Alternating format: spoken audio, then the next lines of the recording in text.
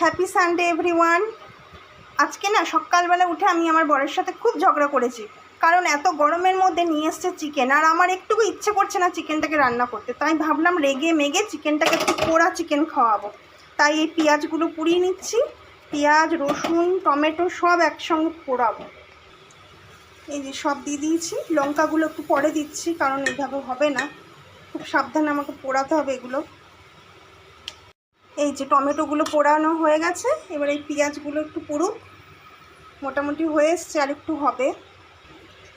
এই যে এবারে লঙ্কাগুলো একটা একটা করে পুড়িয়ে নেব,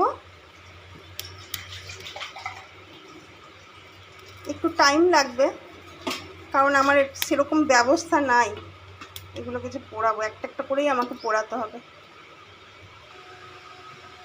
এই যে আমার লঙ্কাগুলো পোড়ানো হয়ে গেছে। এই দেখুন আমি 3টে বড় সাইজের টমেটো, 3টে বড় সাইজের পেঁয়াজ আর কাঁচা লঙ্কা সব একসাথে পুড়িয়ে নিয়েছি।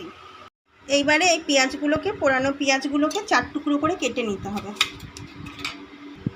এই যে এইভাবে 4 টুকরো করে কেটে মিক্সিতে পেস্ট করে নেব। এই যে পেঁয়াজগুলো এইভাবে 4 ভাগ করে কেটে নিয়েছি, এবারে সব এগুলো দিয়ে দেবো মিক্সিতে।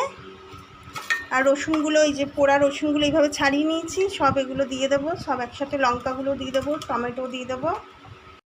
এই যে দেখুন মশলাটা পেস্ট করে নিয়েছি, এবার আমি রান্নাটা শুরু করি।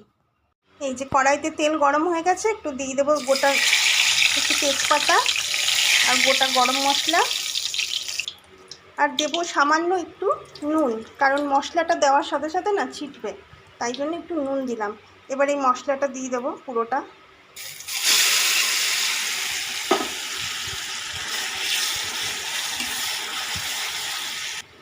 এবার দিয়ে দেবো হলুদ,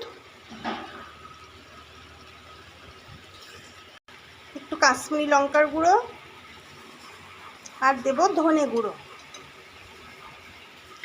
একটু ভালো করে কষিয়ে নিতে হবে।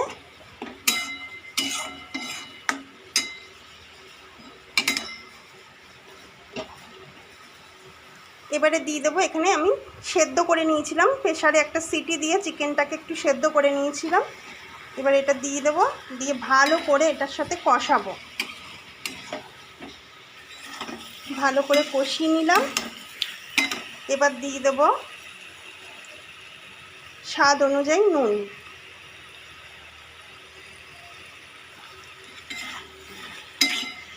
এই যে আমার চিকেনটা মোটামুটি কষানো হয়ে গেছে, এবার আমি এই চিকেন সিদ্ধ করা জলটা দিয়ে দেবো। আমি এটা নুন আর একটু সামান্য হলুদ দিয়ে চিকেনটাকে সিদ্ধ করে নিয়েছিলাম, এবার আমি একটু জলটা দিয়ে দেবো। এই দেখুন আমার চিকেনটা একদম রেডি হয়ে গেছে, এবার আমি নামিয়ে নেব। একটু ধনেপাতা দিয়ে দেবো, ব্যাস হয়ে গেছে এটা। এই দেখুন বন্ধুরা, আমার চিকেনটা একদম রেডি হয়ে গেছে। রেগে গিয়ে না আপনারাও মাঝে মাঝে এইভাবে ট্রাই করবেন, কথা দিচ্ছি খুব সুন্দর লাগবে খেতে। ওকে, ভালো থাকবেন, সুস্থ থাকবেন। ভিডিওটা কেমন লাগলো অবশ্যই আমাকে কমেন্ট করে জানাবেন। দেখা হবে আপনাদের সাথে আবার নেক্সট ভিডিওতে।